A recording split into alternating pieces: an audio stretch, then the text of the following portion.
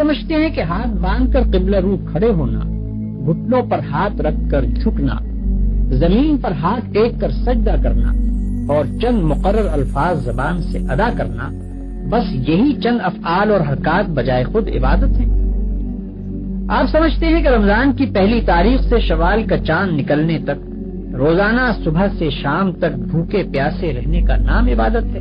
آپ سمجھتے ہیں کہ قرآن کے چند رکوع زبان سے پڑھ دینے کا نام عبادت ہے۔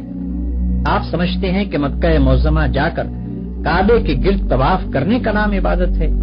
غرض آپ نے چند افعال کی ظاہری شکلوں کا نام عبادت رکھ چھوڑا ہے، اور جب کوئی شخص ان شکلوں کے ساتھ ان افعال کو ادا کر دیتا ہے تو آپ خیال کرتے ہیں کہ اس نے خدا کی عبادت کر دی اور اس کی تخلیق کا مقصد پورا ہو گیا، اب وہ اپنی زندگی میں آزاد ہے کہ جو چاہے کرے۔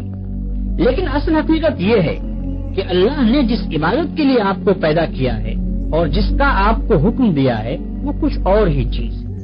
وہ عبادت یہ ہے کہ آپ اپنی زندگی میں ہر وقت ہر حال میں خدا کی اطاعت کریں اور ہر اس قانون کی پابندی سے آزاد ہو جائیں جو قانون الہی کے خلاف ہے۔